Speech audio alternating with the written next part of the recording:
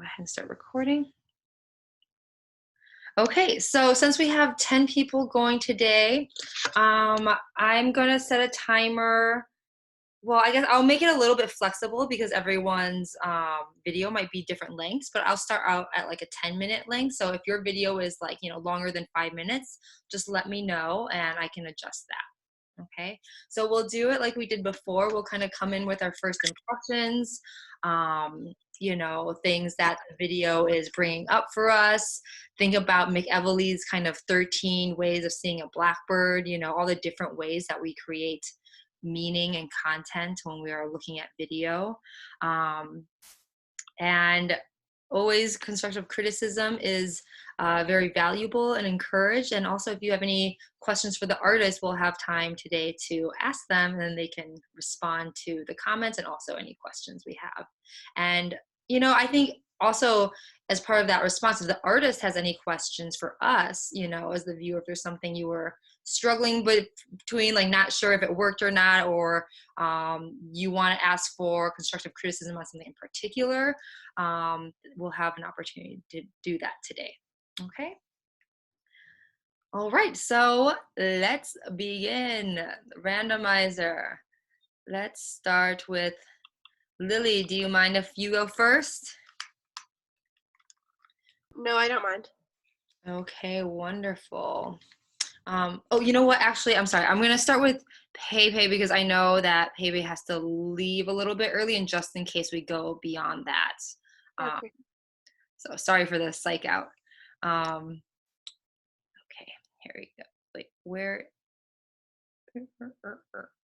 Okay. So, Pepe, is 10 minutes enough to watch your video? I could just pull it up and take a look myself. There we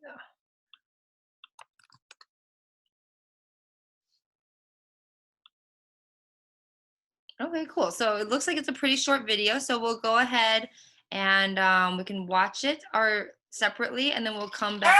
Oh, sorry. And then we'll come back together and share our impressions. Okay. Any content warning or anything we need to know about? No? Okay. Okie dokie. See you guys in a little bit.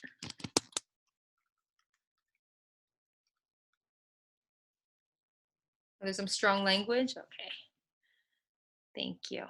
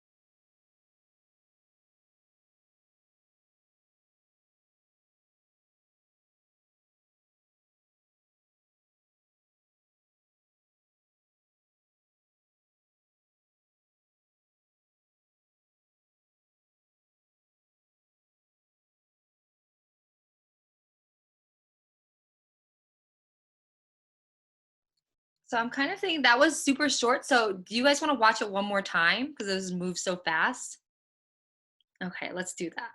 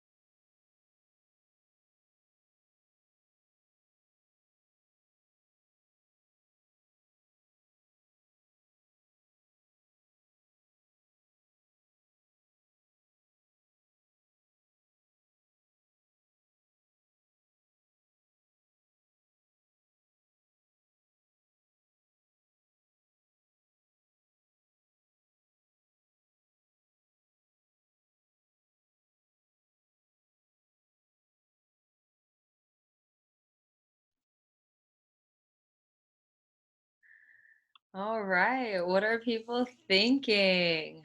I see Elena made a comment in the chat about nostalgia that you wouldn't steal a car ad comment. Haven't seen it in a while.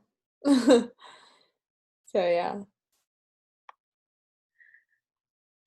So it's like a PSA sort of format, right? Yeah, it reminded me of like the no smoking ads that are out like right now, and like the anti like vaping. I don't know. But I thought that it was just like really cool, like same format, and yeah, I like the video. Nice. I really enjoyed how the video places like hacking and stealing personal data right in next to like stealing a car, making them like equal in that way. I thought that was like really smart and really effective. Do you think the tone of what do we think about like the tone of this video? Do we believe that it is actually anti-hacking?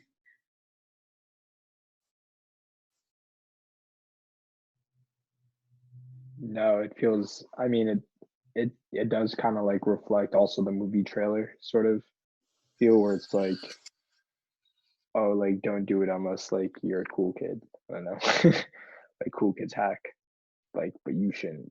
Like, I don't know. If all your friends jump off a bridge, don't do it too.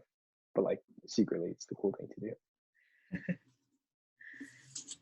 Yeah, I did have kind of that movie trailer feel. And then, oh, I see Xavier saying here, it reminded me of a movie anti-piracy commercial that you would see in the theater, like before the movie plays, right?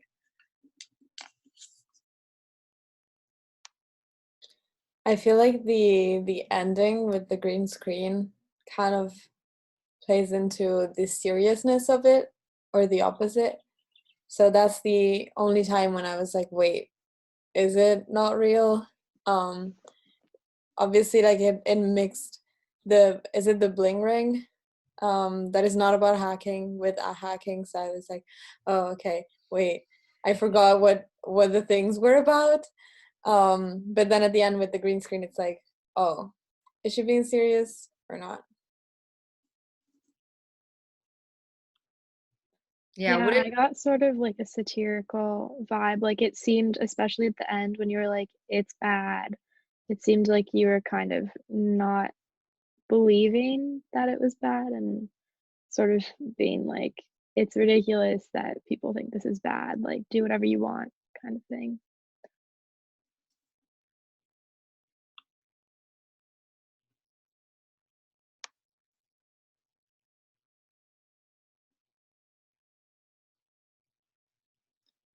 I was inspired by this 90s don't illegally download music skit. So were you referencing like Napster?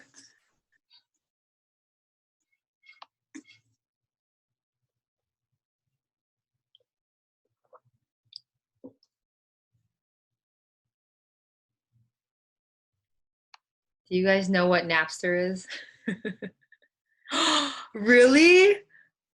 Okay, we got one thumbs up, but from Holly. Okay, so Napster, oh my God, was like the first way that people like exchanged music for free. So like, this is in like, I don't know, the mid 90s, the late 90s, maybe the mid 90s. Before that, like, we were all just going out and buying tapes and then like CDs and stuff. And then so when Napster became a thing, it became a way to like trade music between users, like, how torrents and things do now. But at the time, it was like a total breakthrough. And so that was like kind of like the Wild West for a while. And then I think the record companies got, pissed and like lobbied the government to basically shut it down. And then that's when you kind of like saw these like ads that were like, anti stealing music is also stealing, it's like stealing a thing. So really going in line with what like Pepe's video is talking about.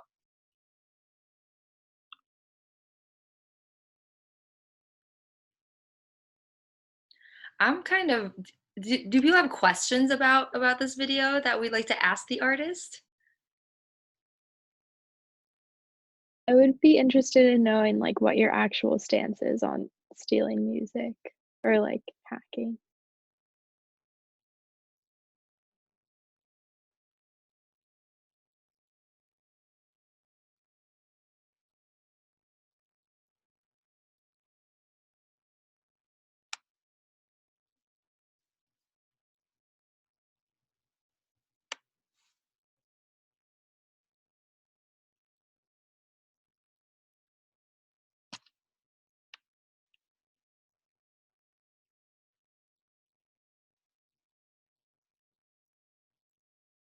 It's interesting you chose the bling ring because in the movie they actually break into celebrities' houses, right? Um, so I feel like the implication of having them actually stealing, and you would be, I don't know, I feel like the audience would be against it. And then if you present hacking, then yeah, you have it against, and you have it being a very serious topic, as serious as what happens in the bling ring, which is similar to what the you wouldn't steal a car, you wouldn't steal a bag, you wouldn't steal a TV ad also try to instill in people.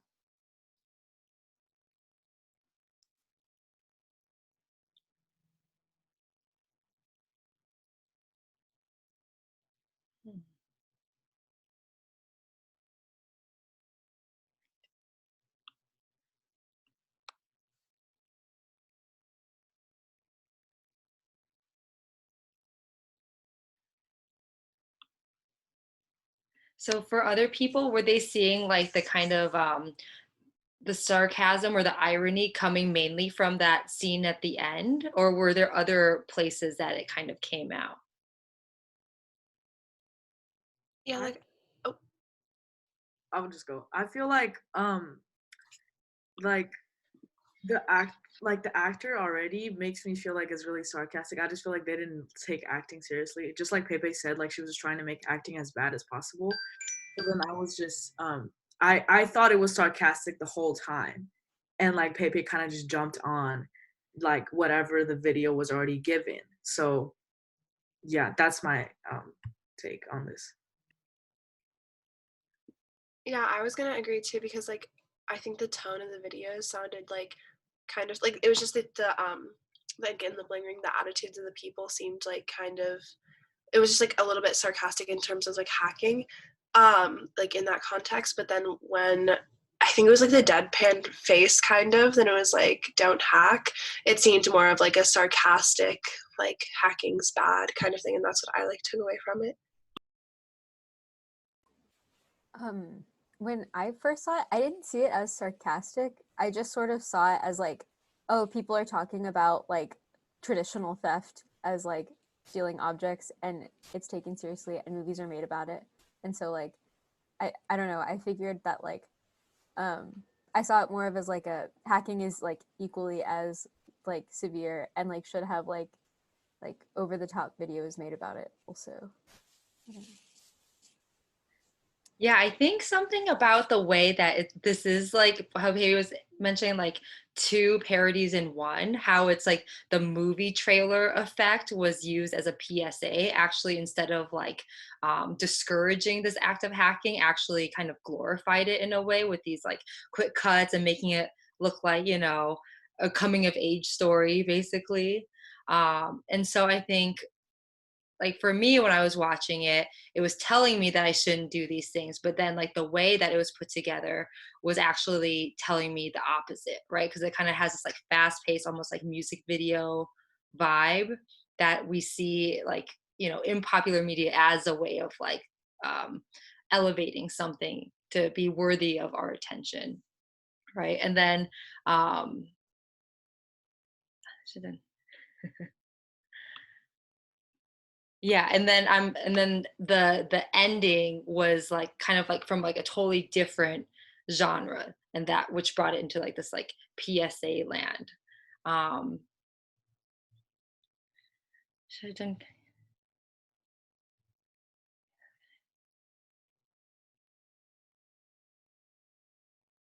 Yeah, yeah, it's glorifying something that is bad in a very over the top sense, is Pei saying.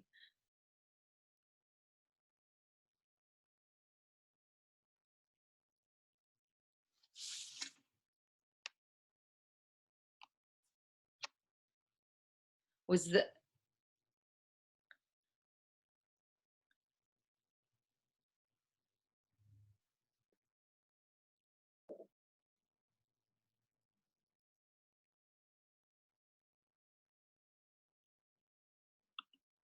She's wearing Bob Brown shoes.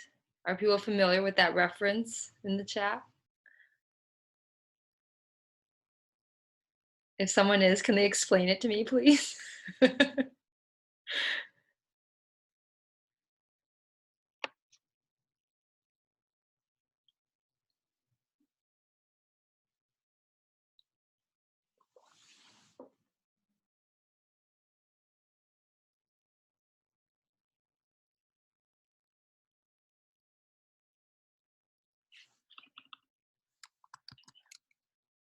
gonna watch this link.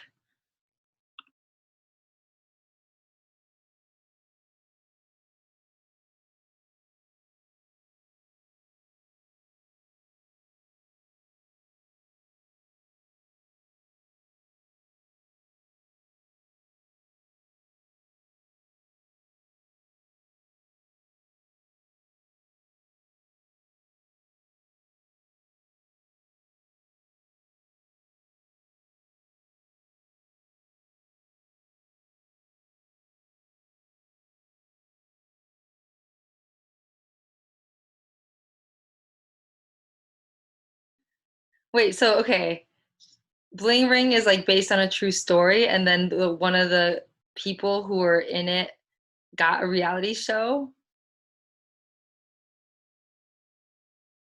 That's crazy.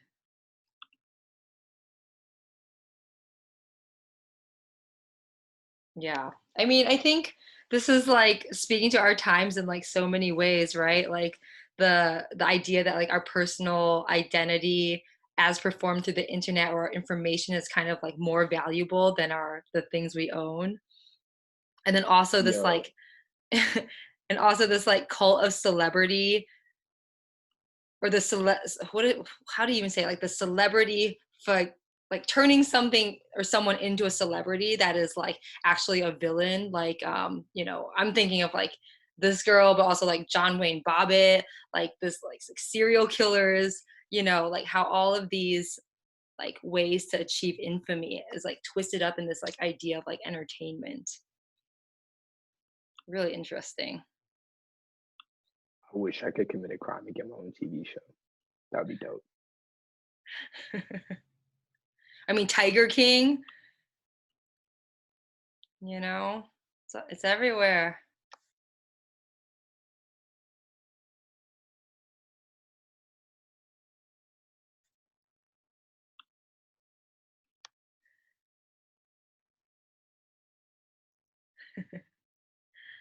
Yeah, it's been a while since that movie. Pebe, do you have any questions for us?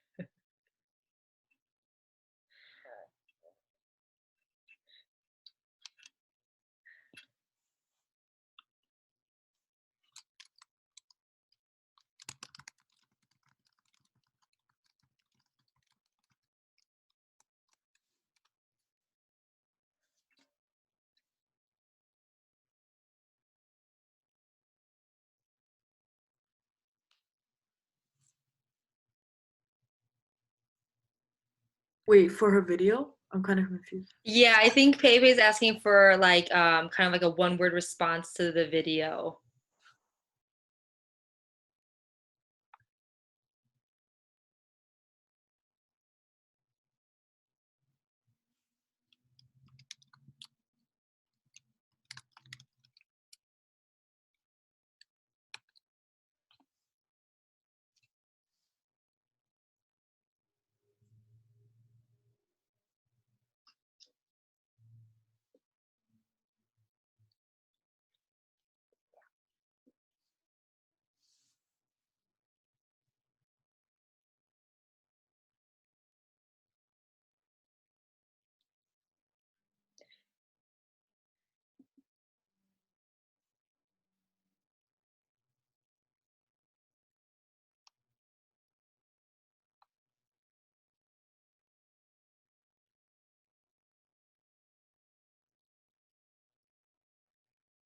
What do you guys think? Did she go too far?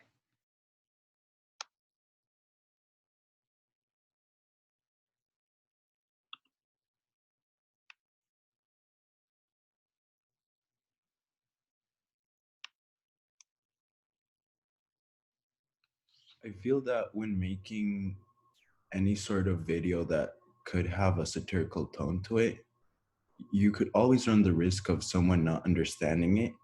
So I feel like the last part with the green screen was a great way to ensure that the viewer understood the actual message of the video. So I found that part helpful too.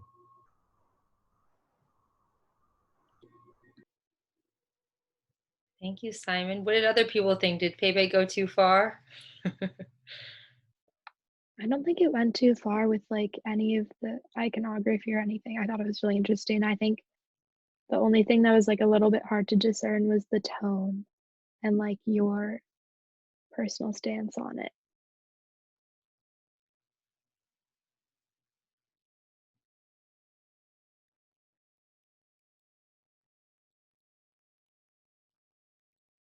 Yeah, and maybe it's like the tone is just like ambivalence, like saying this is a bad thing, but then like kind of like rubbernecking in a way to like look at it and really like gawk in a way.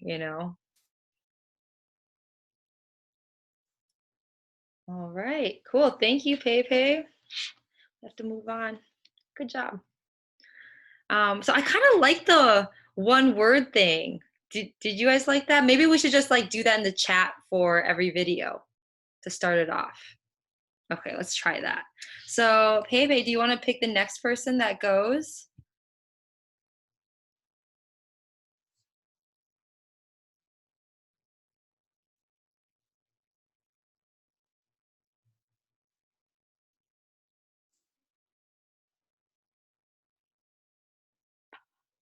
All right, gee, let me find that link.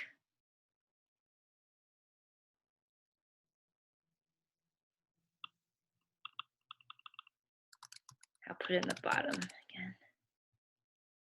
There you go. Anything we should know, or should we just commence the viewing, G? There's definitely like it's really explicit. Like it just me swearing, Okay, so like language. language wise, and there's a bottle of alcohol involved, but that's it. Okay, just potty mouth and booze. Yes. All right, I'll see you guys in a few.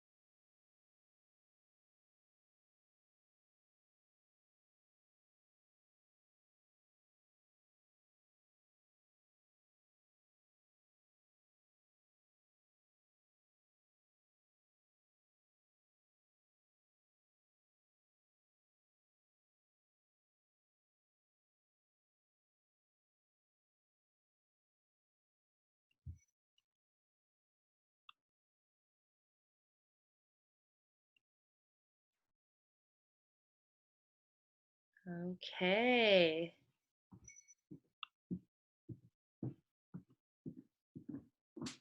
Should we go for our one-word responses? In the chat, drop them in there.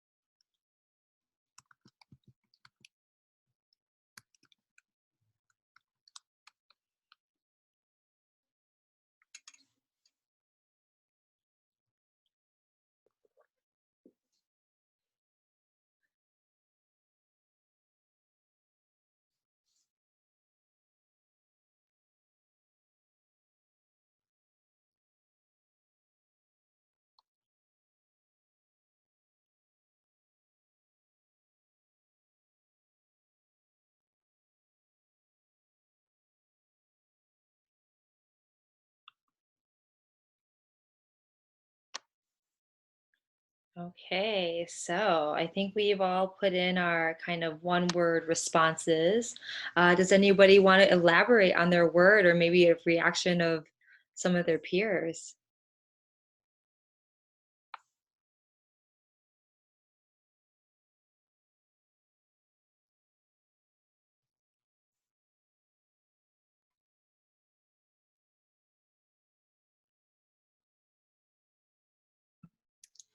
It reminded me of when Anne Hirsch was like, yeah, this is like a character, but it's also me. Like, it's me when I'm in front of a camera, which is like, I don't know, equal parts like acting and like my own self. And I don't know, I thought it was a cool balance that you struck, and it was very entertaining.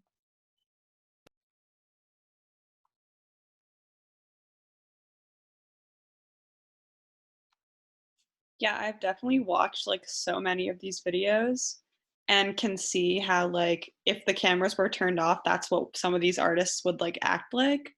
Like some of them are really into it and some of them like you can tell they don't really want to be there. So I thought it was like definitely really insightful in that way.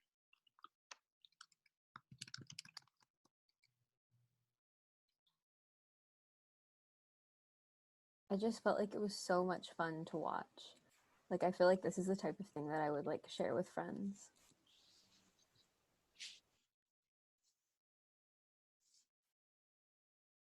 I just thought it was really, really, really funny. Like, um, I don't know, I was cracking up, especially just because, like, I think there are like those moments where you see, like, you think, and I think like just seeing anyone think in front of a camera is always hilarious. Just because, like, I don't know, it feels like a part of like you usually like cut that shit out of your mind, or like they cut it out of like I don't know, like recordings and shit, and it's like I don't know, it. I guess it made it more personal, like more, like I don't know, it just made it hilarious to me. Looking at it.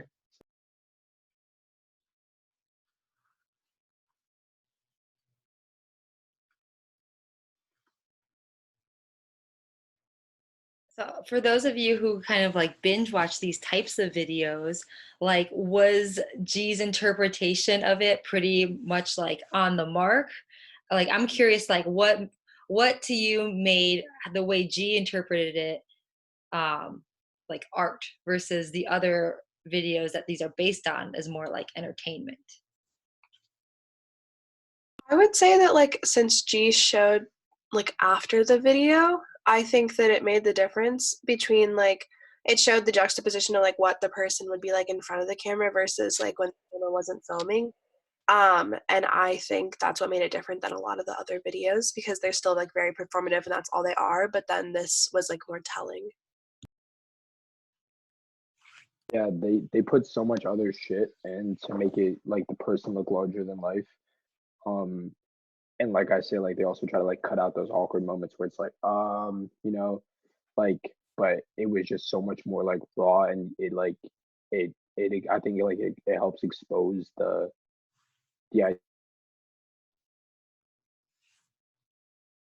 Oh, you froze a little bit, Ale.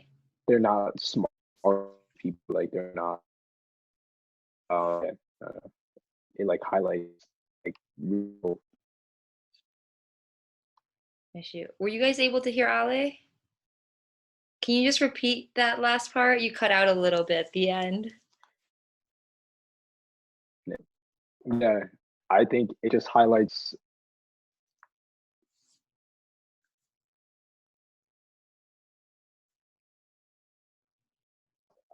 I have bad internet.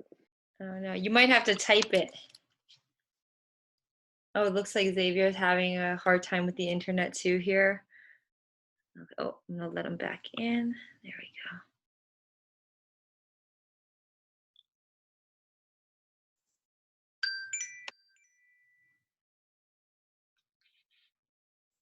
go. Oh, and then Pepe was saying, oh, okay, here we go. Wow.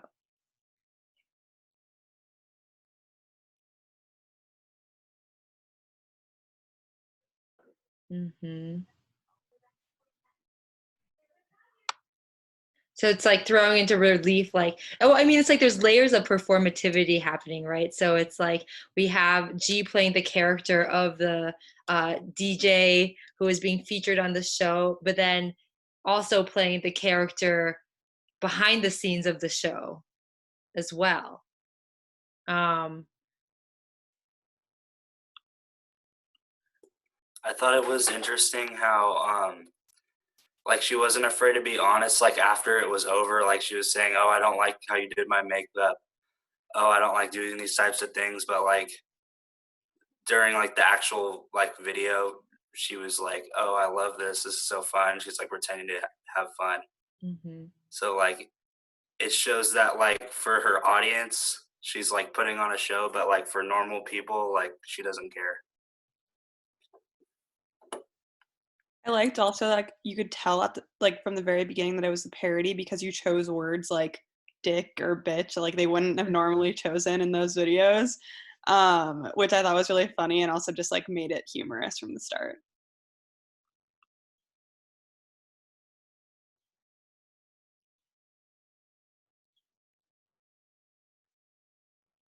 I'm also curious because we're like, I think, you know, we were talking about this idea of like rawness of like revealing like a side of the celebrity that they would not necessarily show, you know, once the cameras are turned off. But did as viewers, did you all believe that like the person after the camera was turned off was being authentic as well? Like, were they being authentic even in that moment? She's shaking her head hard. Do you want to respond to that one, G? Um, I like. I don't think it's authentic itself. I don't know. I feel like even after the camera, like you're still working with people and like within the industry, if that's how you represent yourself, that is just a representation of who you are in the industry. It's not like who you are authentically. And I don't know, it's just a lot of layers of acting. And I really want to add back to the like the word choice. The reason why I picked this is because this type of platforms never use explicit words and they always bleep it out when celebrities swear or just anything. So then I just like specifically picked like explicit words like dick, pussy, like that. And then like that was my main focus. But then in the end, when I actually done filming, like myself, just G who I am, I was literally like, oh, that was a lot of work. But then I was like, oh, maybe I'll just add the scene of like how celebrity feels afterwards. Um, but yeah, like I just want to like bring up the word part because yeah, like a lot of people just don't like explicit when like in a way it's I don't know, I just don't like that. Like when radio shows bleep up explicit words, this and that, like some media platforms don't allow explicit words when like people swear like from time to time. So yeah.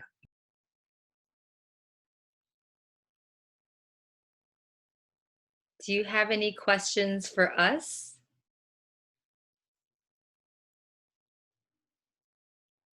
I don't think so. I'm glad you guys enjoyed. Like it was fun to make it. But yeah, I try my best to like copy the like exact format, like the voices, the noises, like bling bling like that. But that was it. I don't have any questions. Nice, cool. Well, thank you, G. Would you like to pick the next video we screen? Yeah, I'll pick Xavier. All right. Fine. Here we go. Okay. So is there anything, oh, you already did. Thanks, Xavier. Is there anything we should know about this video before we watch it, Xavier?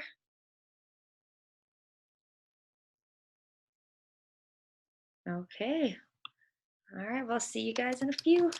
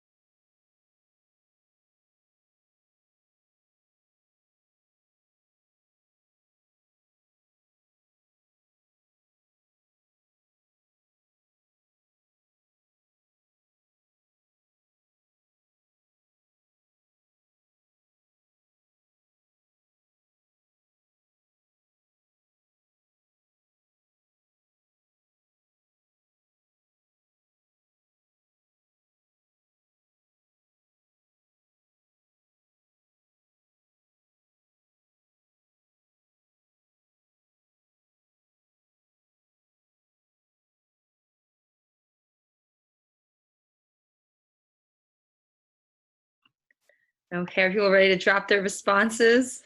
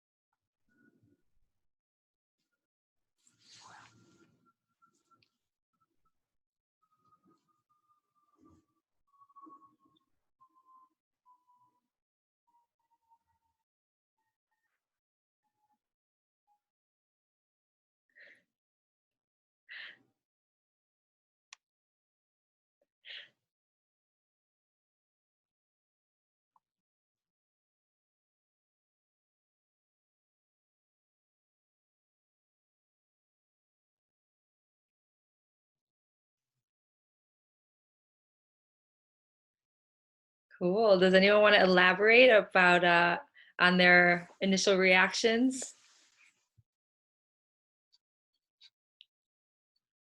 I really like the character you created, a 30-year-old living in the parents' garage. What was it?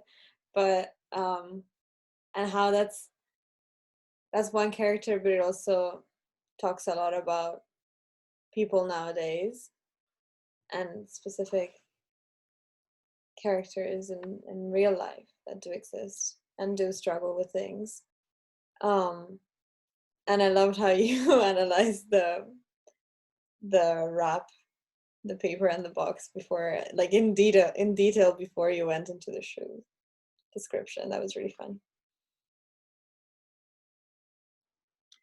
I thought it was funny because like those guys that review sneakers like actually talk about that stuff. Like it's not even an exaggeration that they analyze the color of the box. So I thought it was really well done and accurate, and super funny.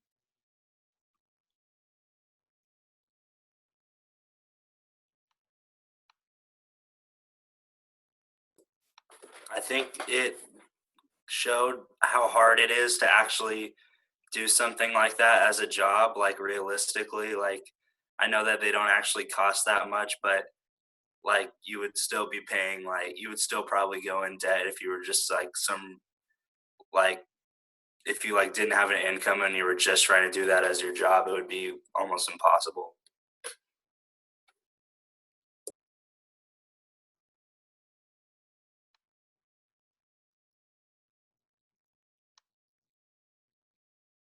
Um, Also, it just shows that like sneaker culture has such a big and like impact on like the younger generation, and I like his take on the fact that like it really costs so much money, and nowadays like kids like compare their sneaker games, not knowing like the sacrifices and like the community that it really entertain, like which is like elitist, like privileged kids. And I just, yeah, so I like how he was like making a parody out of that.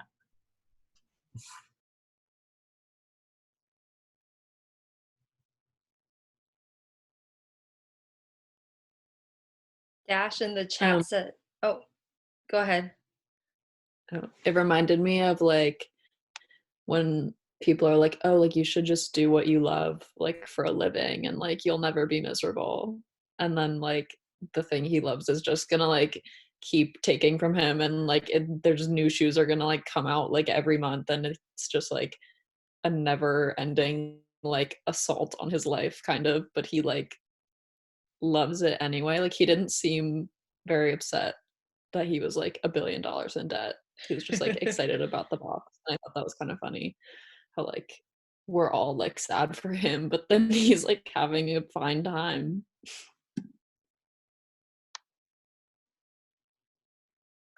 There's a comment that Dash made here in the chat. It says, I love shoes, so I love the video. So I guess I'm wondering, Dash, if you feel like this is speaking to like a love of shoes, or can you elaborate a little bit on what you think the position of this video is on sneaker culture?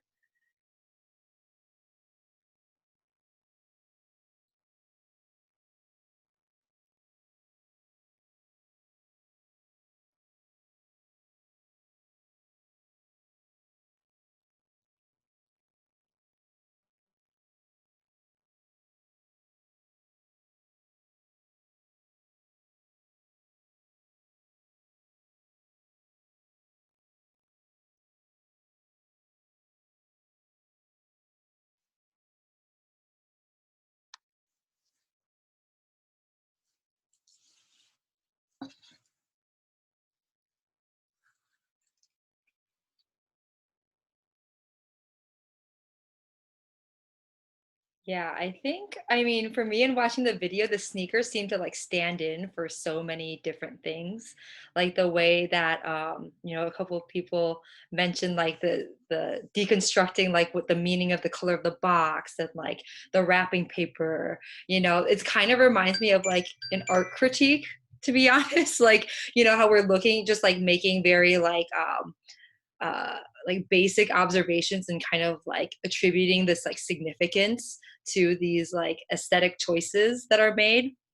Um, and also made me think about kind of like different types of capital, right? So, you know, in the video, Xavier's character would like sacrifice, you know, his kids' education and, you know, his home, his independence to like go live with his family in the basement and have like conflict with his mom.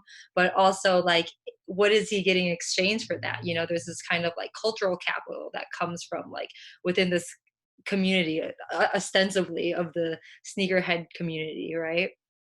Um, so I thought that was like, it's like a really interesting like metaphor for so many different fields. Like, not really like, yeah, it's like the idea that Josie's mentioned, like do what you love, but like also like what would you suffer for? You know, like what is the thing that you would like actually sacrifice for? Um, yeah. So Xavier, do you want to respond to any of the comments, or do you have any questions for us as a class?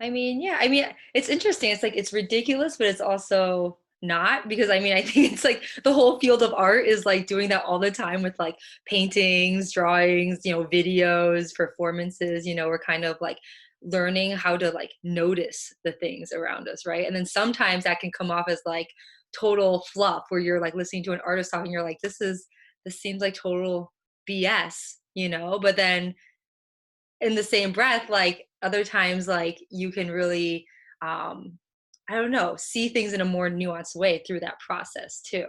So it's kind of like both things, both ridiculous and profound at once, you know, and it can be like spun in a lot of different ways.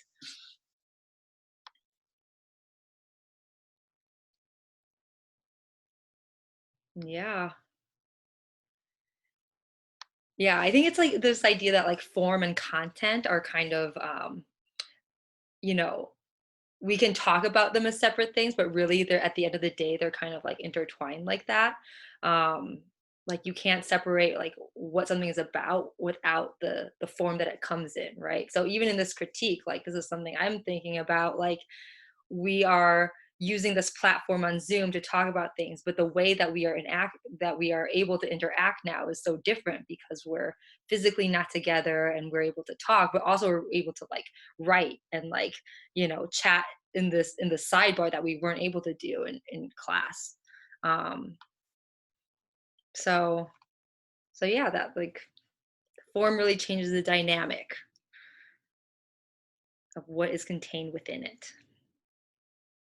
All right. Well, thanks so much, Xavier. I hope you get out of debt soon.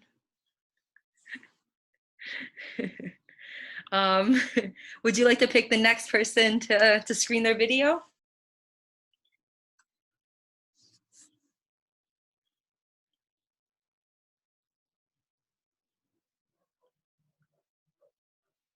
I think it's at the top. There we go. Okay, cool. Dash.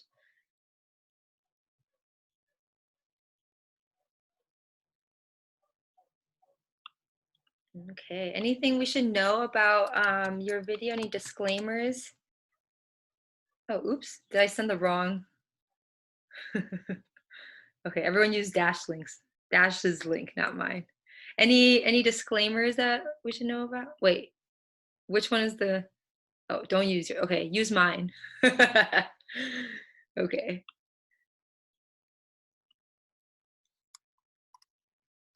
Okay, if there's no content warnings, I'll see you guys in a little bit.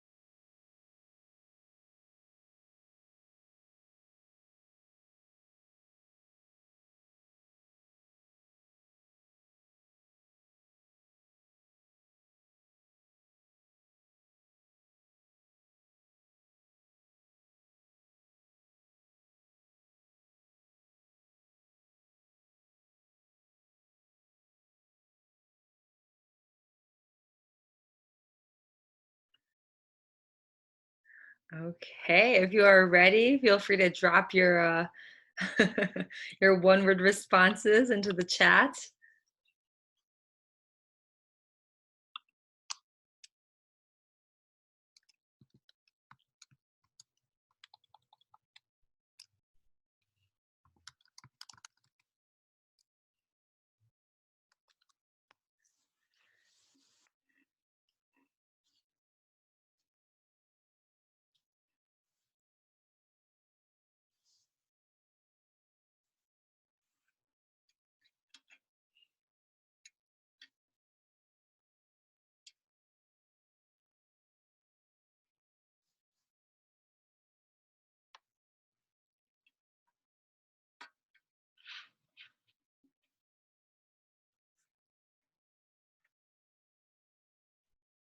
Okay, I think did everyone drop their responses in there?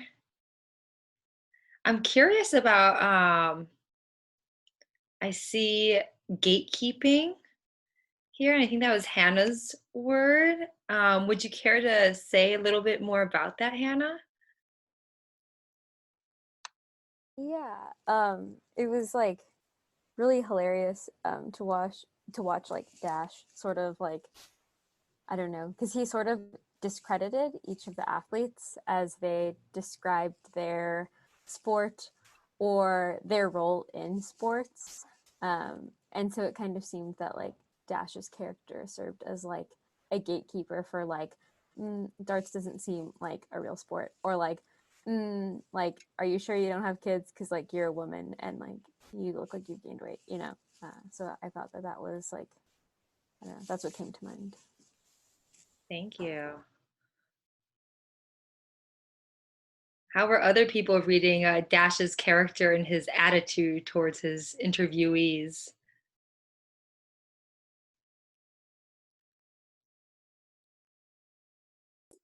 Uh, it seemed like he felt that he thought he was better than everyone.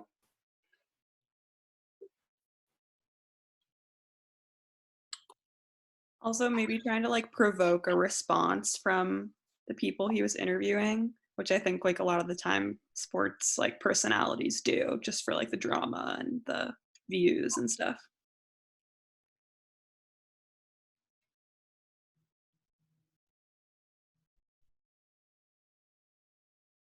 Oh, I see. I see. Ali's put privileged in there.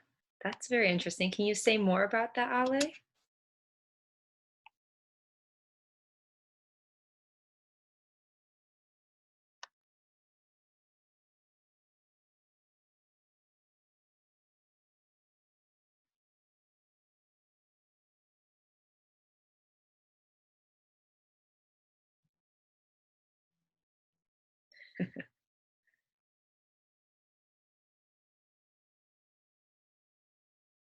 Yeah, like maybe he was kind of like a lazy interviewer, tenured.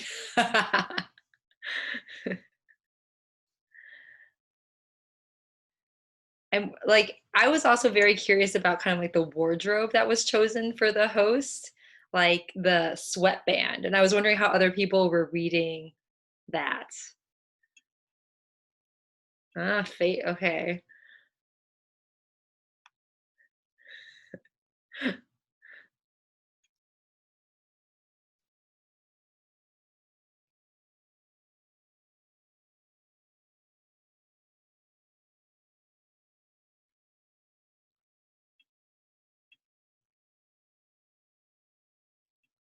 Interesting.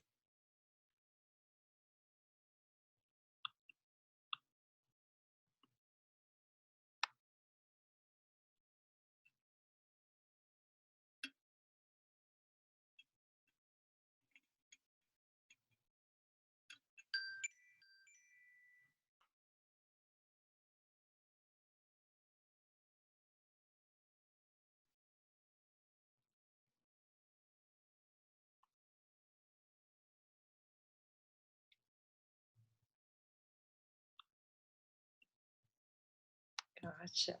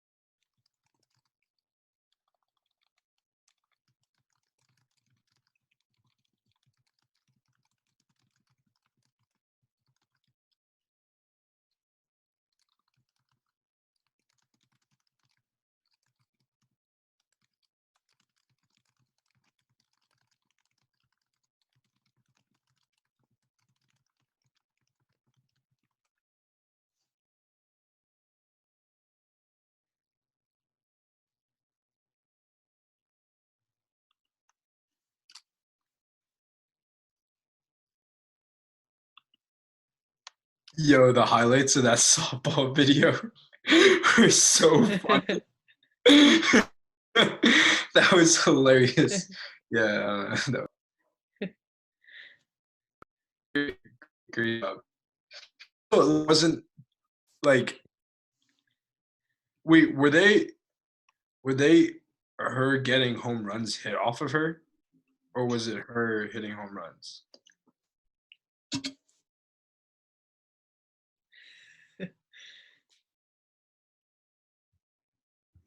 Oh, see, I thought she was a pitcher, and like these were just like a mashup of her like getting like I don't know the ball like rocked every time she pitched, which was really in my mind. I guess that kind of shows you the quality of the interview.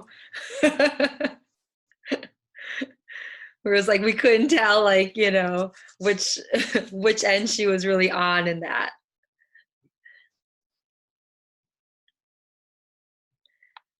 Let's see. Any comments or questions for Dash before we open it up to his question?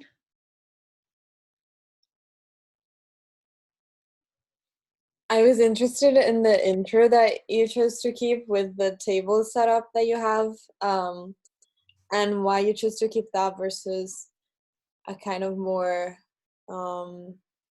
like highlight video as an intro and outro.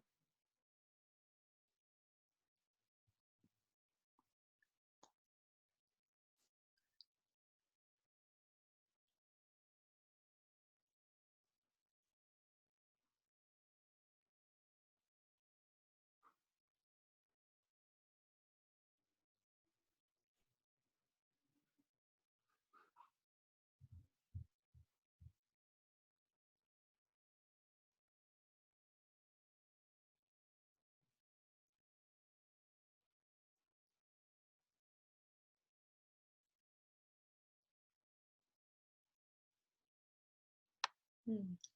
Interesting. I think the effect that it had could because like the green screen was like, just a small portion of the whole room was that it really made the host kind of like seem like a washed up kind of has been, because it's like you can see it zoomed out. He's like wearing shorts and like not wearing a complete suit and like playing with like a sword or whatever it was. And then so it like kind of like discredited him from the very beginning in a certain way, right? Do you have any questions for us as the viewers, Dash?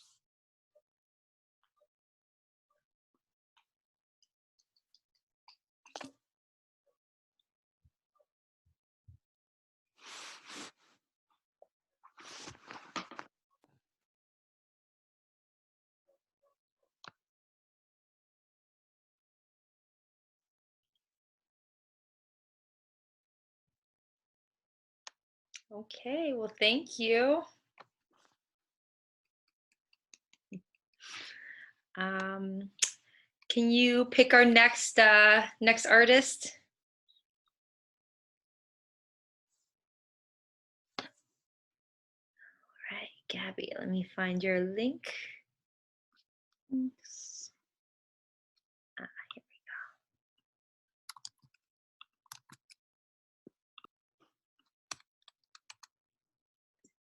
go. Okay. Any disclaimers or content warnings necessary? Nope, it's also on the sports theme, so going along with that. All right. Let's keep with the programming.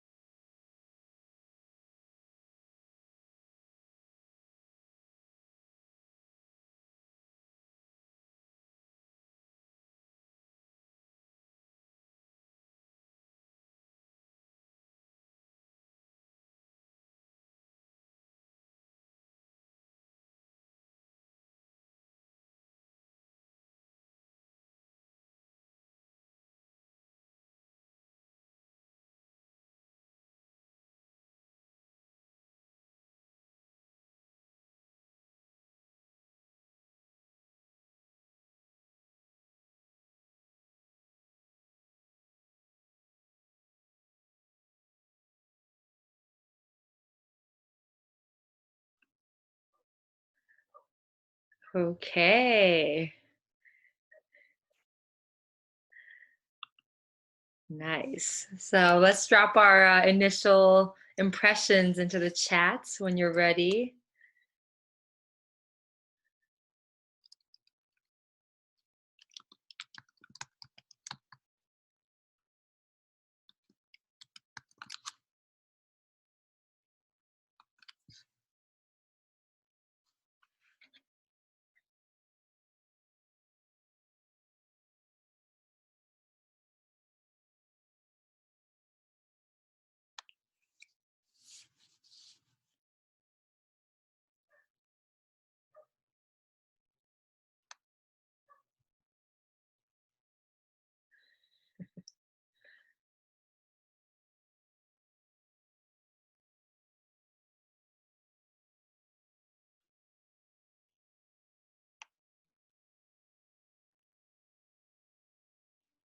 Okay, so what jumped out to folks about the board games?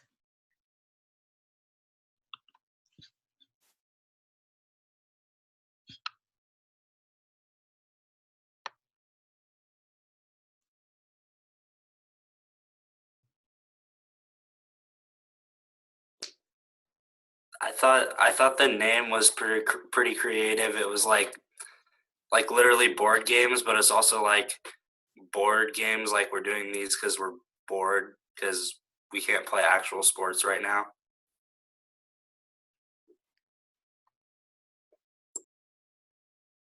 Yeah, the inspiration was basically just like all those posts we've all been seeing, like 30 days without sports, like what are we gonna do? And like people kind of are just craving like watching competition in some way or form. So it was kind of playing off of that, and also just like obviously making fun of like Olympics broadcasts and how over the top they are.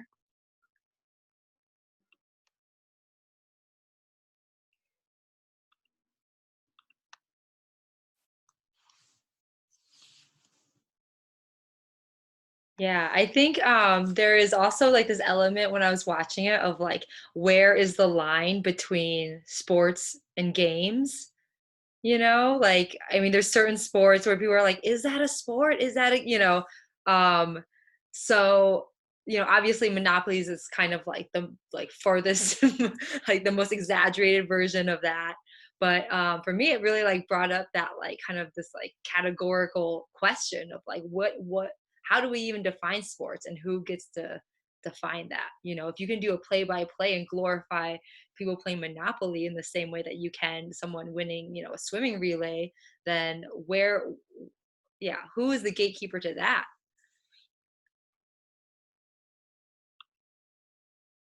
I like how your dad brought up the like capitalism element in Monopoly. He really said that too. And it's interesting that it was Monopoly and not any other board game. But yeah, there's definitely that part that was also interesting. Not just the competition that was very obvious, but also the type of game. Yeah, I kind of wanted to like play off of how like during the Olympics they always make out every sport to be like this historic event and like have all this like deep meaning and history, and like he obviously was exaggerating it. But yeah, that was the point of that line.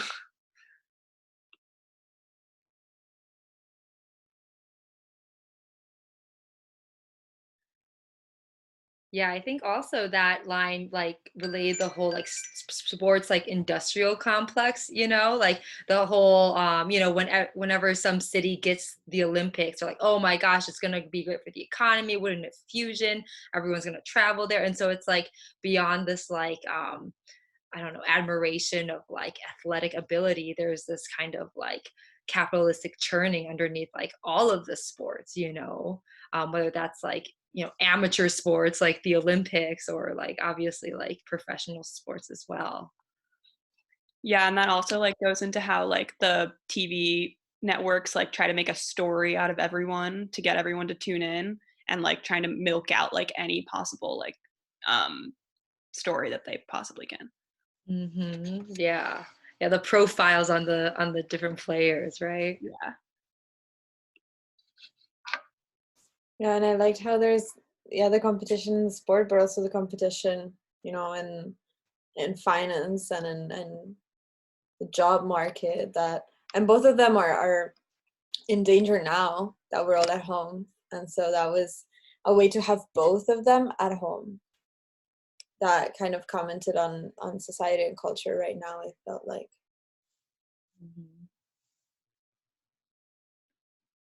Do people have any questions for Gabby?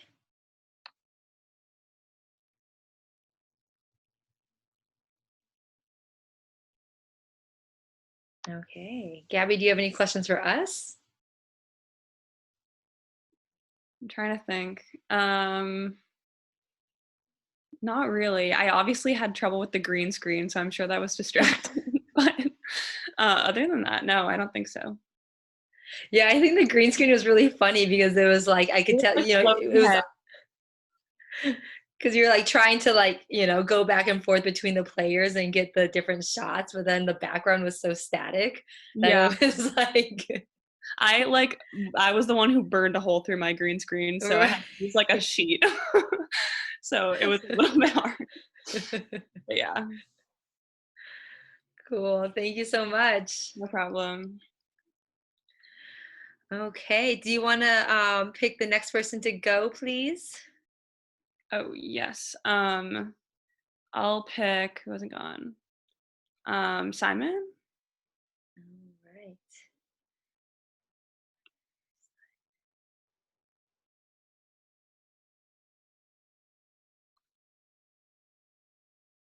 Oh, thank you, Simon. I was like, I can't find your link. Okay. All right.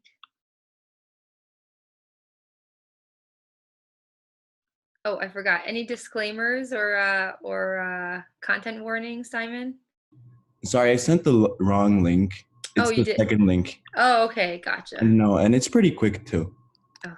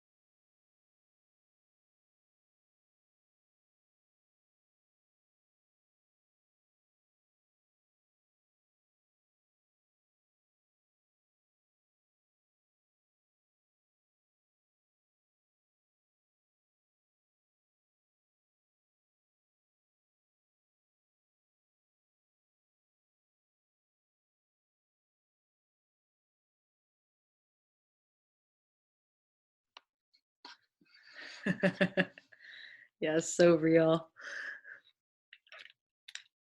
Okay, so feel free to drop your reactions into the chat.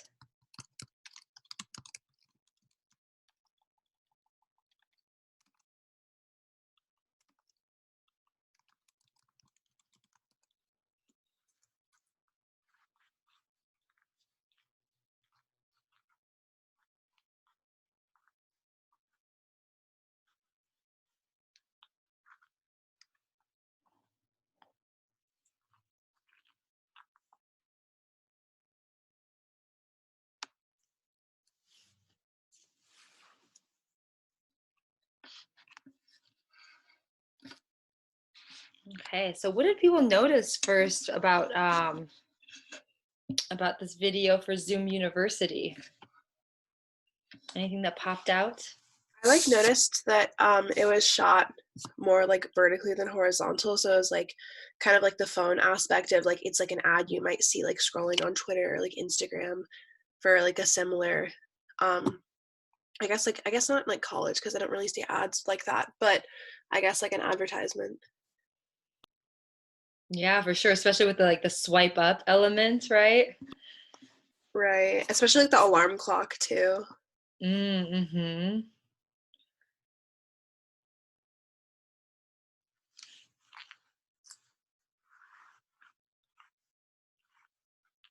What about other folks? Is this a commercial, an infomercial? What do you think? Where do we think this belongs genre-wise? Commercial.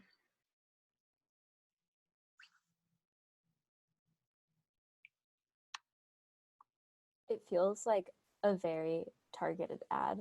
Like this is specifically for like someone said like Elena said Gen Z. It's like very much for a specific demographic that has this particular set of experiences. And by that, do you mean like the situation right now with like lockdown, or do you mean like something broader than that? I think the situation of being in like lockdown, but also being in lockdown as like an early 20 something, a late teen in college. Yeah, where like you're thinking about things like what is the job market going to look like when I like graduate eventually, or like what is like I'm like I think he's like on Tinder or something in one scene. Like that's something that I don't think like people much younger than us could like understand or relate to, or like I don't know, much older people, I don't know, but like it feels very targeted at like us like right now, and so it seems very fitting that it's like seems like a Twitter advertisement or like an Instagram advertisement. Mm-hmm. Mm-hmm. Yeah, and the alarm at the very beginning, if you're scrolling on Instagram and then that you hear that, you're gonna get triggered. So you're gonna look at it at least for another second. And so it's very targeted, as Hannah was saying, because of that too.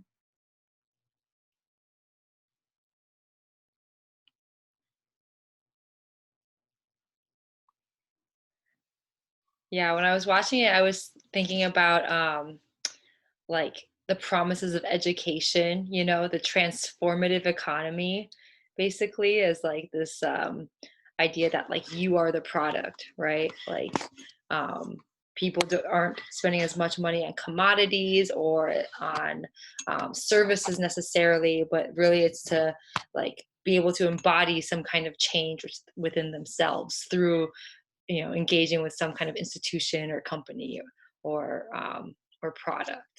And when I was watching, I was kind of like, yeah, it's so funny that like all the schools right now are just like using like we are Zoom University, and like in the past, did you guys remember like University of Phoenix?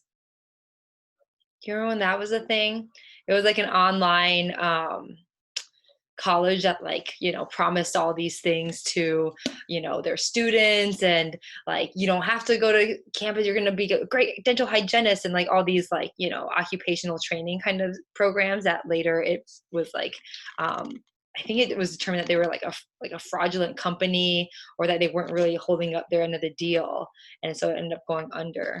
So it's just very ironic that right now it's like all these like reputable institutions of higher education have essentially like turned into the format, right, like of the University of Phoenix.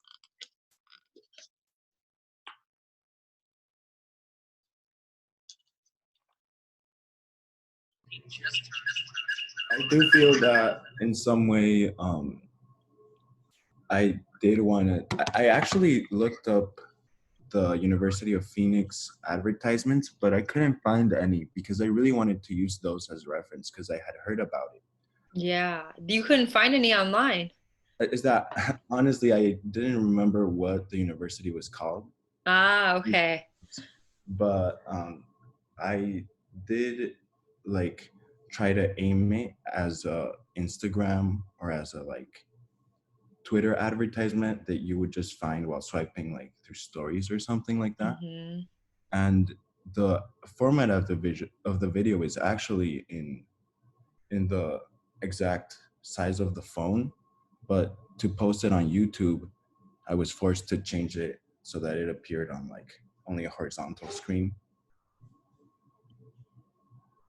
Right, right. I mean, it's interesting because it's like it's about kind of this, the subject of this video piece is Zoom University and like kind of like higher education through remote learning, right?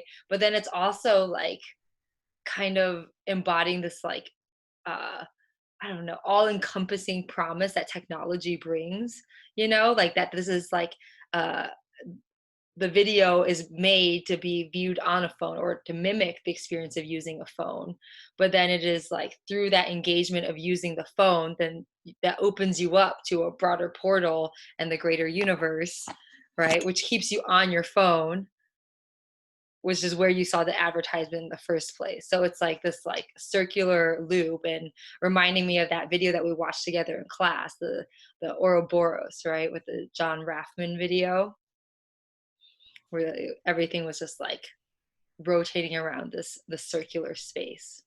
I do agree that it's a sort of like very meta concept, but at the same time, I kind of also wanted to, because I thought a lot about the prompt and it was like a problem right now. Hmm. And I feel like the biggest problem is just quarantine. And so I kind of like thought what ways are being implemented to solve this. And the biggest one that came up in my head was like Zoom, because we have no school, but we can still take classes thanks to this. So Hmm. I kind of wanted to take an ironic approach to that and kind of look at how people's lives have changed, but we still kind of try to make it seem as if everything's okay. Yeah. Yeah, I But mean, I think it's interesting. It's like the tone of the video is very much like in line with like the tone of how our society is operating right now, right? Just trying to keep things going, but in this kind of like virtual, remote way. But really, when you stop and think about it, there's a lot of other ways that we could be dealing with the situation right now, like maybe by just giving ourselves a break for 3 months or something like that. There's once we start to like disengage from like that kind of system, um then like more possibilities open up, but because there's so everything's kind of like ensnared together, right, in capitalism, the economy, healthcare, everything is like intertwined together. We're just trying to like keep the ball rolling in this like very like narrow way. yeah, I agree. And I think that the first scenes in black and white, where you just see like someone sleeping and eating and doing all these things that are very unproductive to society in some way, they're kind of like put in black and white. And that I even say like, leave that behind as if it were bad, kind of like going with this like motivational thing of like try to do something else, which is kind of the selling point, I think is the word Dave used, which I really liked, because it's like offering something that we can't have at this point. Yeah, I think it's like a way to keep the system on life support without just like totally destroying it and starting over, Exactly. you know, which, may or may not be like, who knows what the right course is. Do you have any questions for us as viewers, Simon? No, I don't think I have any questions, but I'd like to know how the whole like concept played out. And I did get some feedback in terms of like people did realize it was an advertisement, but when did people realize that, or like did the alarm help and all that stuff? So what do people think about that, I think? For me, something I realized only after some time was why it was vertical. So I spent like the entire first part of the video thinking, oh, why is it vertical? And then as soon as it said, oh, swipe up, then it clicked in my head. But before that, I didn't know really why it was vertical. But other than that, I knew that it was an ad because we were in my same group when we discussed the pitch videos. So I knew it was an ad. I didn't know it was going to be a phone ad. That makes sense. Yeah. Well, thank you.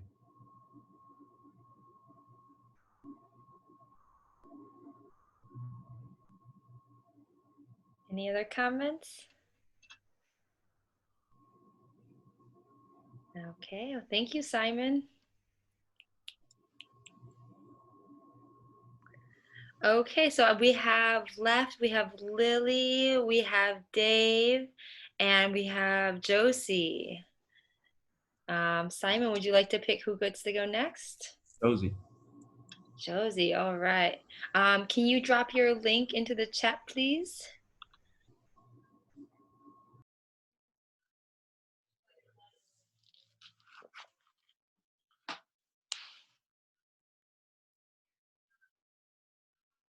Oh, and Hannah. I'm sorry, we have 4 people left. Thank you, Hannah.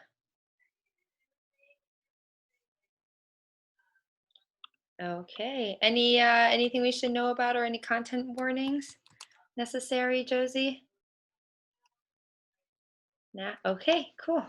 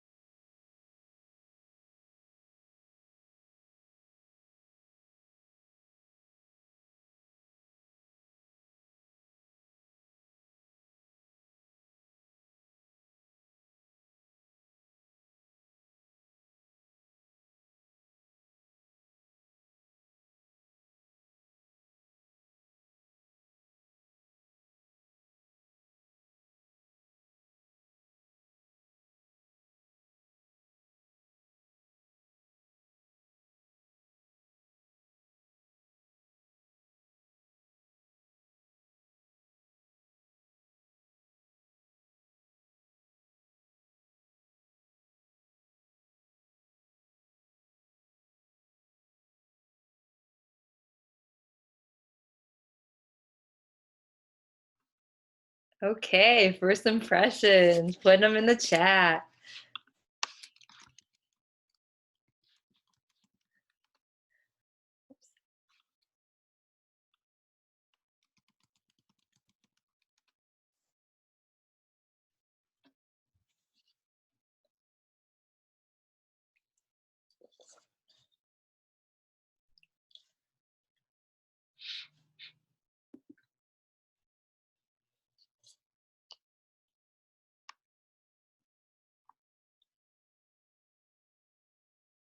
Okay, who would like to share some thoughts about the 5 life hacks you didn't know you need?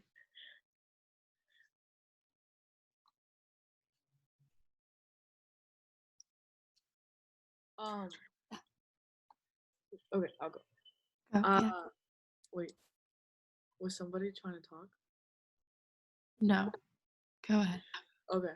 Um, I I love the fact that like literally it's just unnecessary hacks and like it's really true because so many of these like life hacks videos are just always like it's unnecessary. Like if you don't have a bowl, cut your ice cream in half, like which would make you more miserable later. I don't know, like you just put it back in the refrigerator and like the fact that it's just like take out the yolk like of the egg because I actually saw this that using the eggshells as like a plant holder like something like that and then like a pot to like hold like grow your little plants and I was like that's really unnecessary um so I think it was just really iconic and like the irony is definitely there and I love how she put in details of like putting the green screen so you could see it from the vision from the top.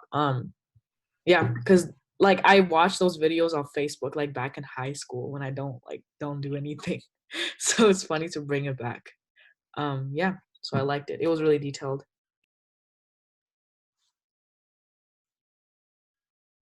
Yeah, I just thought it was so true to form. Like, that was so accurate to what those are like, and so accurate to how stupid they can be sometimes and unhelpful.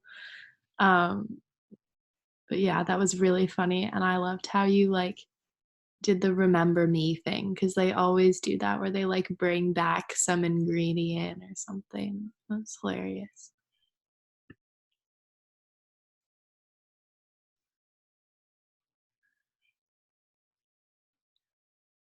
What were some of the other elements that made it so on point to that genre?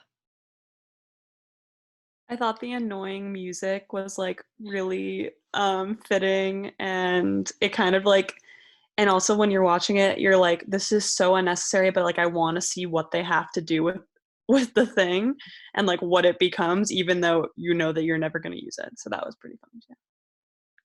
I also think it like very much emulates like the BuzzFeed like cooking videos or any of those like hack videos that you see on Instagram like all the time. Like it's just like the exact same music. So I think that like if that wasn't there, I don't like it would have been a really good video, but I think that really like added it.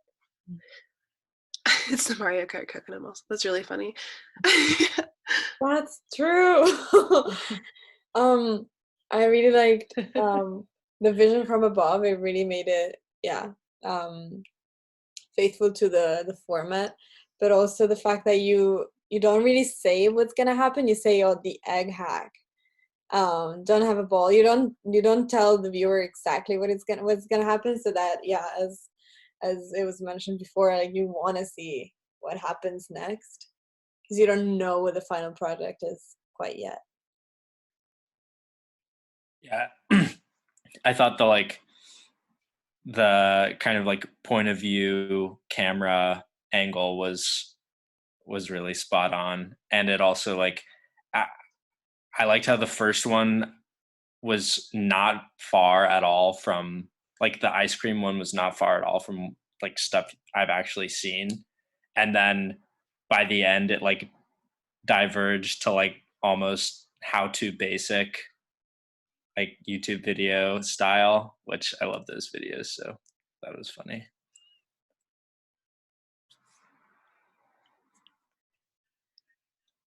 Oh, Hannah, you mentioned the embedding of a deep quote. Can you say more about that? What do you mean by when you say deep quote?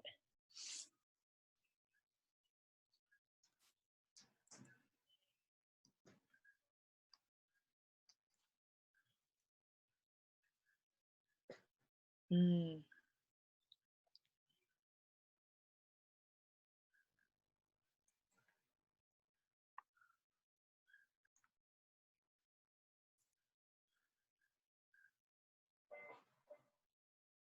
Yeah, I'm kind of curious about why that was the chosen quote.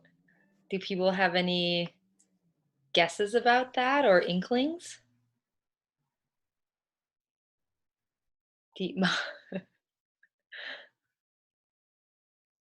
So it's supposed to like embed morals or morality into this video in some way, be like a teaching moment.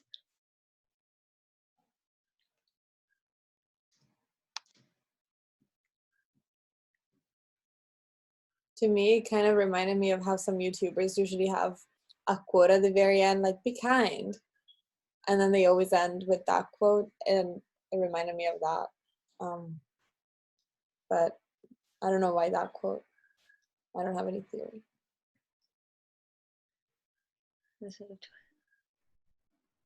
Mm. Like this like performance of like positivity. Maybe we should open that up to Josie. I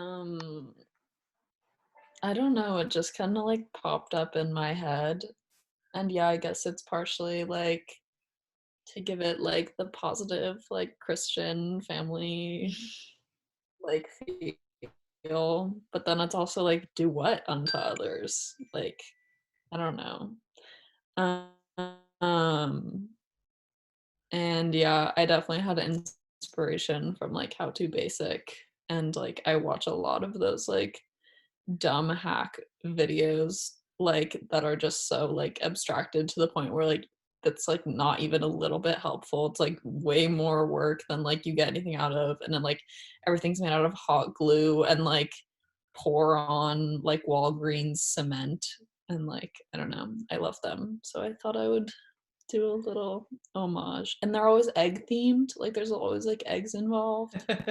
So Yeah, it's so interesting. It's like a very, I mean, even the whole idea of like a life hack is like kind of about like productivity. It's like you're not doing enough and you're not being efficient enough with your life as it is. So you have to like hack it or trick your own life in some way, right?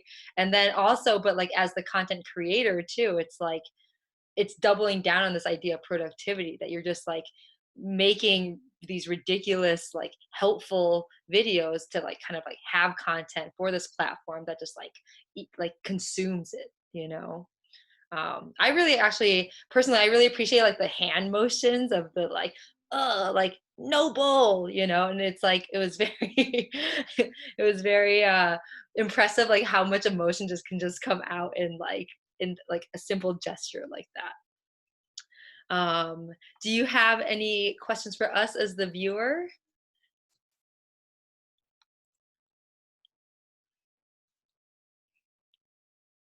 I don't think so. Okay, cool. Thank you, Josie. Would you like to pick who goes next? We still have Hannah, we have Lily, we have Dave.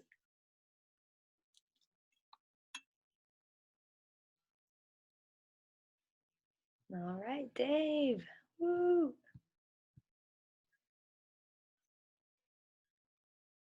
I think this is the correct link.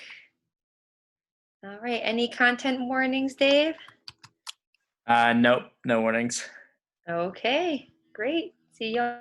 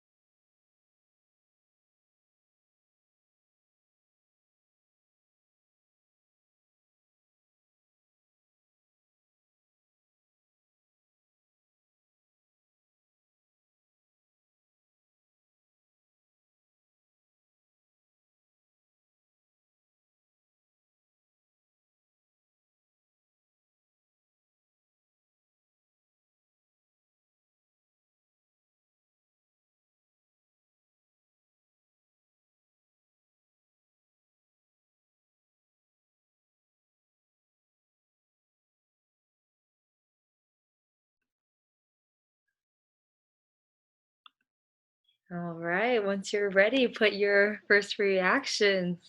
See a couple wows in there.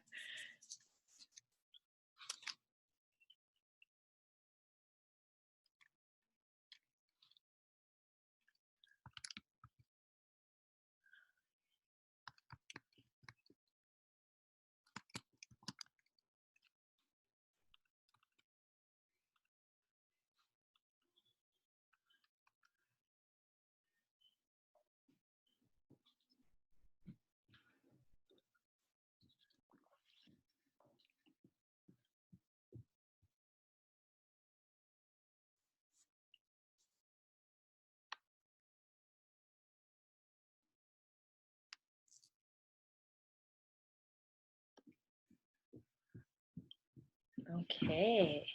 Thoughts, impressions, questions?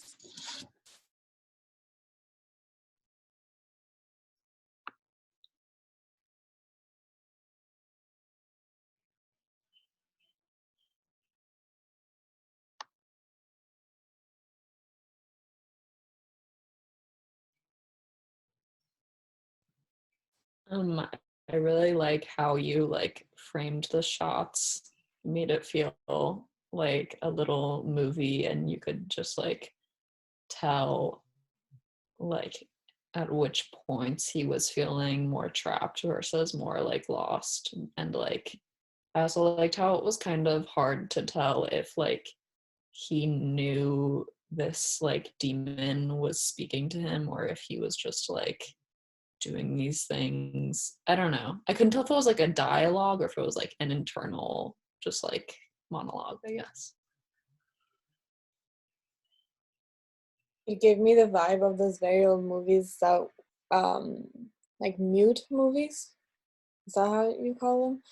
But where the dialogue is just written and it kind of, there's the scene and then it interrupts the scene and it puts the dialogue with the written down, and it kind of gave me that vibe, and I'm wondering if that was what you were going for. How come you chose that type of movie?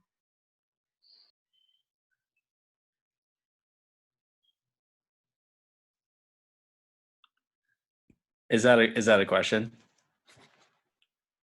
Yeah. Um, yeah, I was going for like a silent movie, like a silent horror movie type thing. I am not actually 100% sure as to why I went for it.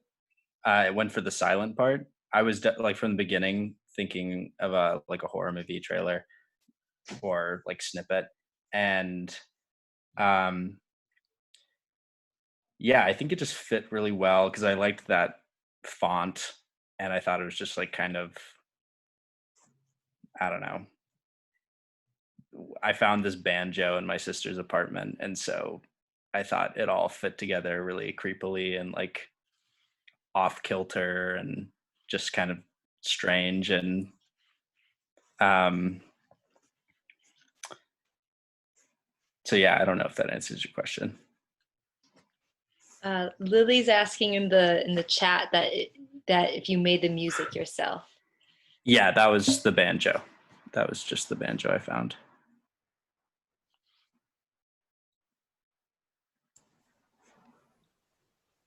Yeah, I think the music for sure, and then your use of text kind of took it out of the movie trailer realm and brought it into the silent movie genre that Elena was mentioning. You know, it kind of has that feel of there's like a surrealist movie called Un Chien Andalou, and it's actually I put it in the announcement section for extra credit if people want to write about it, and it has that kind of like psychological thriller, kind of ambiguous, like it's like this idea of like, is this actually happening or is this a metaphor for something else? you know and so I think that gives it like a lot of range about like where it can go and how it can be read.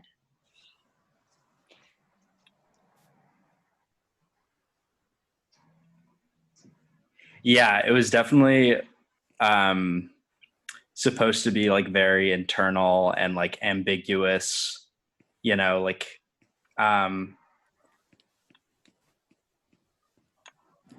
like there's a line blurred there whether the the demon is inside or out, or like where is it, or who's talking.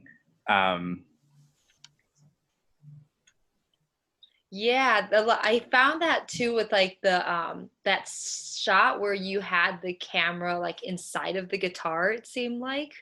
After that scene, I was like, "Oh, I don't understand the camera's gaze in this piece necessarily, you know?" Because before it was kind of like taken for granted that you're just showing the protagonist, but once it became like kind of embedded in an object that was featured there, then it started to raise questions about like, whose gaze are we being asked to inhabit as the viewer?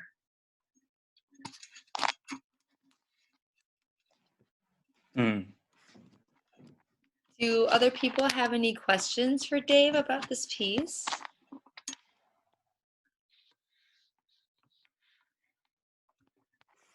I was kind of wondering, like, the fire on the different objects, like the pillow and like other objects around the room at the end scene. Like, I guess I was a little confused about that, and I was wondering if you could talk about it a little bit. Yeah, so I was actually going to ask about that. I put that part in there to actually signal that the demon isn't trapped, just like that it can move freely, and that like all of this is kind of like it's pointless. There is no um problem like this, like that the demon is stuck, or like that there's this situation. It just like is that way um because like the demon's kind of like fucking around with him. And um and I didn't know if that really came across, because I wanted also to take the tone with the dialogue of like I think it's funny how like I think spirits and like ghostly things in horror movies always have such a like strong I guess like vision or like wants and stuff, but this one was just kind of like figuring it out as it went. Like, I don't know what'll work, like maybe this or that, but like the point was just kind of like to dismember this like helpless boy um in the process.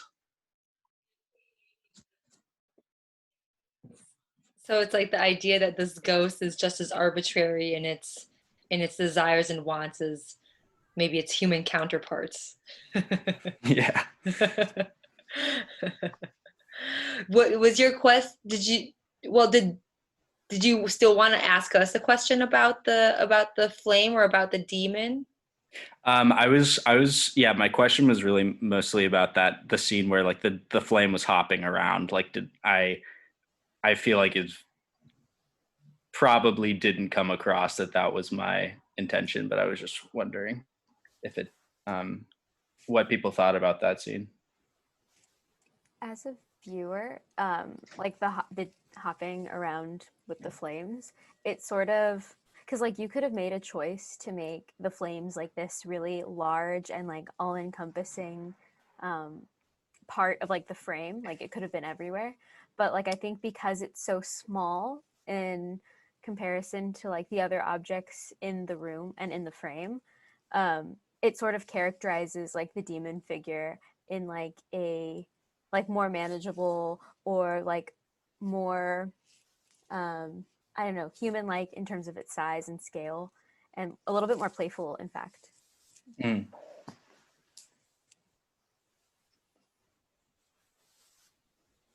Yeah, I think too there was like a scene where it was like just the flame and it was kind of like in a little box, right? It was like kind of like it didn't fill up the whole screen, but it was like kind of like a frame inside of a frame. And I think it was before it started like hopping around to the different elements in the apartment. And so I think maybe that kind of also like made it read like it was like abstracted or something like that, that maybe that once that us seeing it in the different areas is like almost like an x-ray vision of something that is like already there all around, but it's like just giving us little glimpses in certain places that, and we might not be privy to the logic that it has, that this avocado demon has. And I think just calling it an avocado demon was really like an interesting contrast too to like this like flamey, fiery like imagery that you use, you know, because it's like avocado is like green and nourishing and everything, and then you have these like this like like this kind of like mischievous voice that's like, you know, telling the protagonist to dismember himself. So it kind of has this like absurdist like horror, like dark humor almost, I would say. Yeah, I was thinking a lot about that too, like the kind of like the backstory of these monsters we encounter in horror movies, and like I picked that just because avocado was spelled wrong on this poster in my kitchen. So I don't know. I was just playing around with like with the origin story, I guess, and like the lore of all of it, because in this case it's really not so important. Cool. Well, thank you so much, Dave. And thank you guys. Yeah. So we have two people left. Are people okay with staying like an extra 5 minutes today since we started a little bit late? Cool. Thank you guys. So Dave, who's next? We have Lily and we have Hannah. Let's go with Hannah. Okay. Let's see. Okay. Any content warnings necessary, Hannah? It's all good. Okay.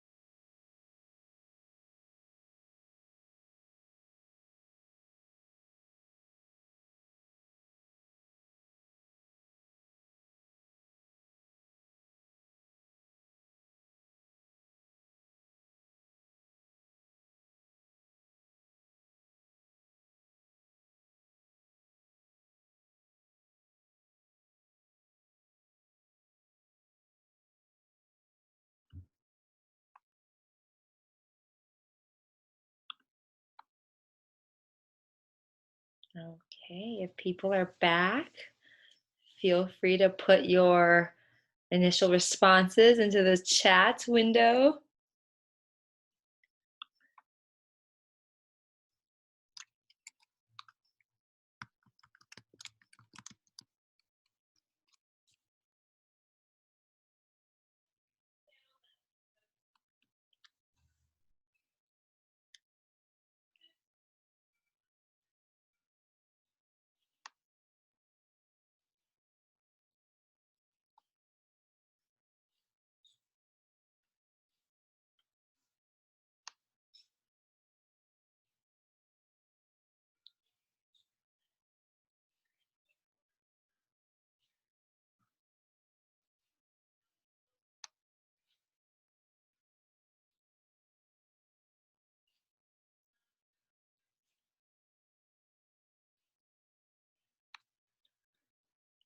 Oh, interesting.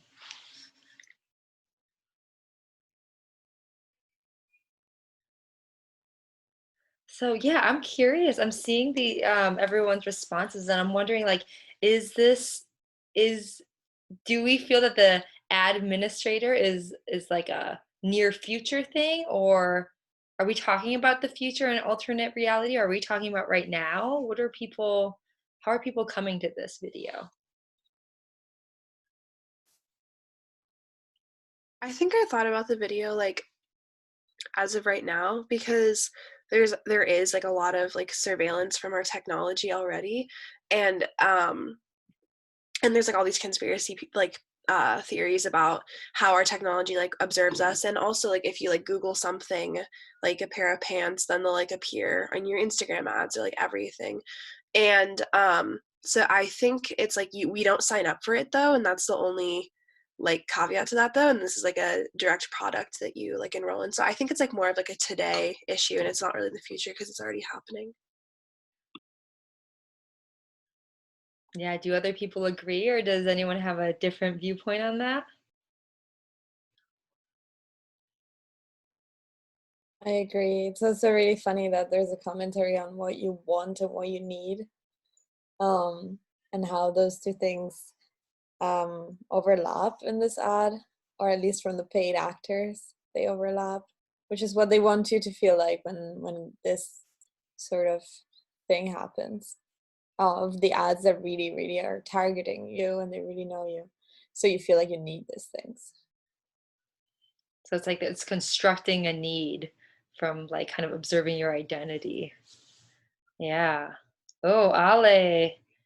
We're not really supposed to think about it in the future. Normalizing power. Yes. Can you add on a little bit to that? Yeah, the video is kind of funny because if this app were like really good, you wouldn't really be thinking about the fact that you're being surveilled. Um, and like the point is that you don't think about you're being surveilled, which makes the surveillance better.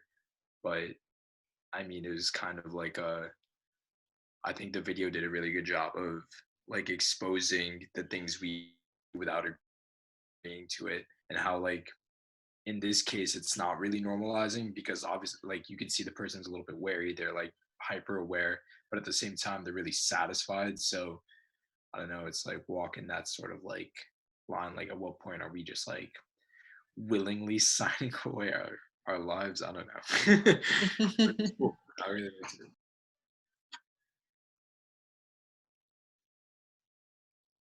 Yeah, it's like this how technology like mediates our own desires, right? And then also mediates kind of like I mean this ad made me like really think about like all those like biometric uh like Internet of Things, you know, like the Fitbit and the Apple Watch, all these things. And oh, and then the one that like goes on your back that makes you like sit up in like a better posture. I see that one all the time for some reason.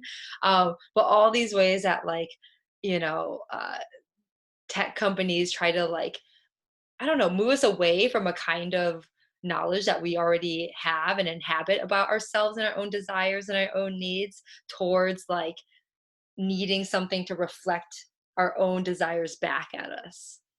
I think that's a really interesting place that the like video starts to point us towards.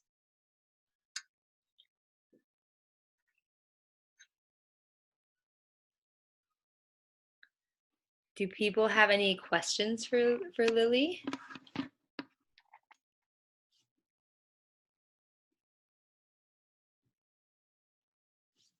Lily, do you have any questions for us?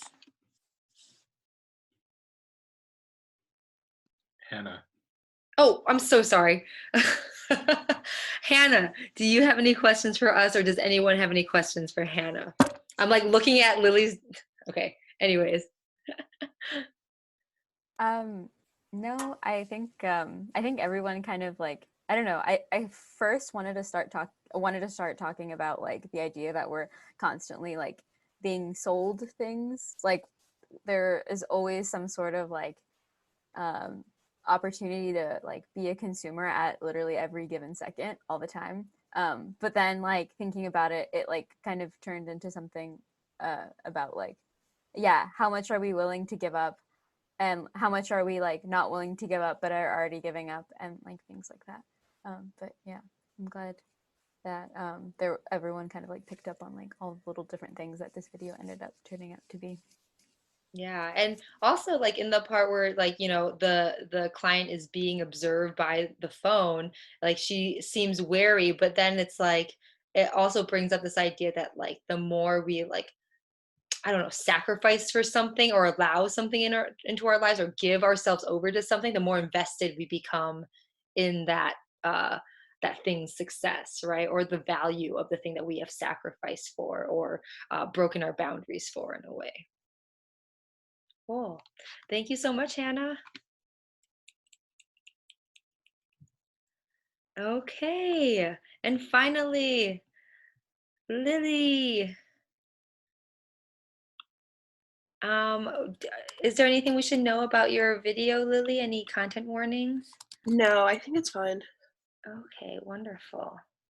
Okay. Oops. Oh, sorry. Did that send? No.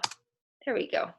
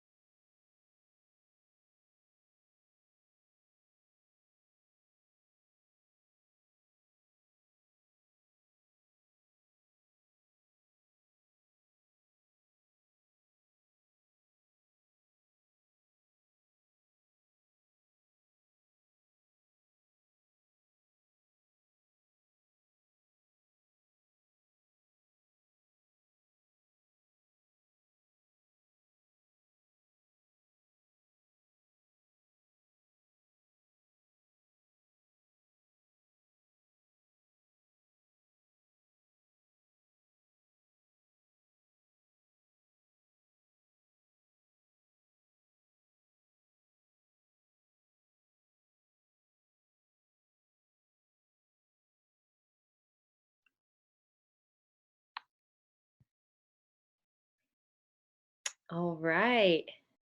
So when you're ready, you can put your initial responses and reactions into the chat area.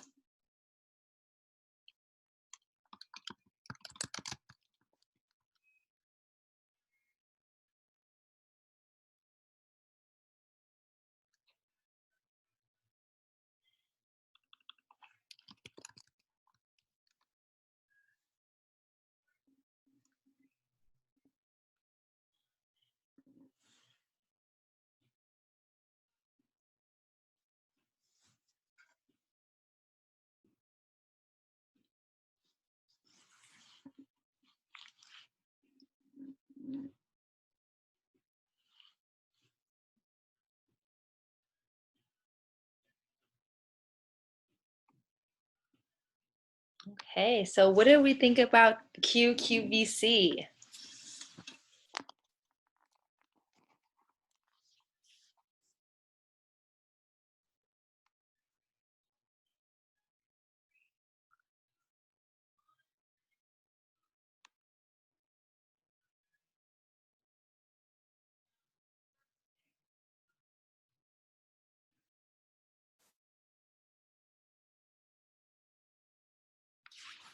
One question that I kind of had was kind of just wondering to myself, I was watching it, like why do we think that Lily as the artist put like real QVC ads and the items that are like kind of more quarantine oriented? I could imagine a version where it's just the quarantine items, but she chose to put them both in there. I wonder why people think how people are interpreting that.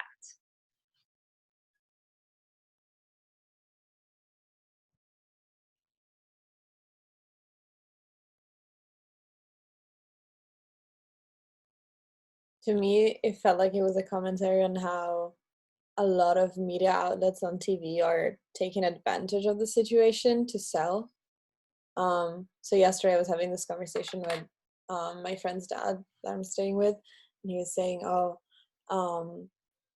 do you see how they're just cashing on people's situations right now, and how they're using ads that of course happened before, but now they're selling things that you wouldn't think about before because of the situation, so they're kind of just getting profit from it."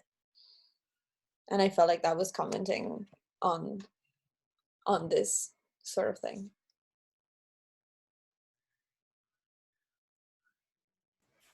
Yeah, I felt pretty similarly. I felt like I put dark or like sad or something like that because it very much puts in and like presents these objects like Clorox and like toilet paper, like things that obviously a month and a half ago would not have been like super hard to find or come by, or we wouldn't be willing to pay like an inflated price for.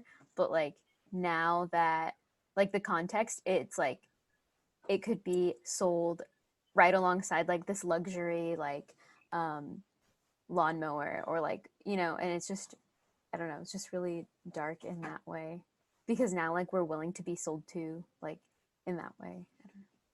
I think the act of like putting it on television is something I think I put ridiculous because I think like when you hear these things like about it happening on like eBay or Amazon, it's like, supply and demand. Like I think like that's how like obviously I mean that's just like part of it. But when you see it on TV like QVC or something like that, it's like um it's almost like you're trying to be persuaded in a way that you don't really feel like it almost doesn't seem like pragmatic. It's like Mm. it turns these like items into some sort of like luxury, and I don't know, it just makes it way more nonsensical and strange rather than just being like, I don't know, on Google Marketplace and be like, damn, it's $30 for toilet paper. Like that's crazy. But it's a lot more when you see it on like a television sort of like production set. I don't know. Yeah, for sure. I think, like the items that that Lily chose to show were like these kind of like home improvement or home maintenance kind of gadgets that seem to be marketed for like upper middle class homeowners who have like disposable income to like get the best weed whacker, kind of like in this like Brookstone or Sharper Image kind of price point, and then putting kind of like the Clorox and the face mask and just like food, the silk milk in there kind of like makes that into um like puts those items, even though they should be commodities that are accessible to everybody, into a space that is like kind of geared towards this like upper middle class like home owning like consumer, right? Yeah, and that's what I was trying to do. Like, I think that I put them like in juxtaposition with each other because like I've seen so many ads recently for just like the most random things, like even cars, and they're trying to relate it to like quarantine and like coronavirus. And I think that these items like definitely should not be luxury items, but it's like right now they're really hard to come by and they're not accessible and people are price gouging, and I wanted to comment on that with this video. And I also think the QVC is like ridiculous. Like I hadn't seen it before really like looking at like for this video, and it's like so silly, I realized. And when the lady crumpled up the hat, it was like, what? I know, she's like, oh, I think you like probably think I ruined it. And it's like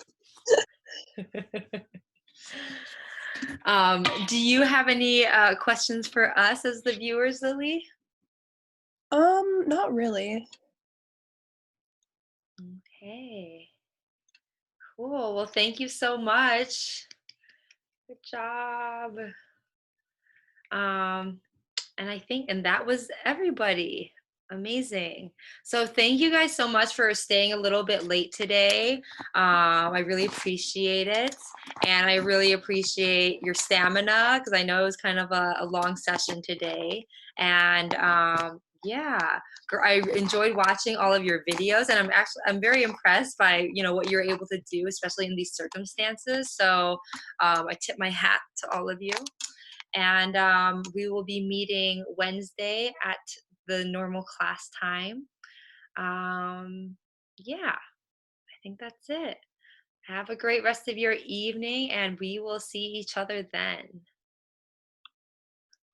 Bye. Congrats. Bye. Bye, thank you.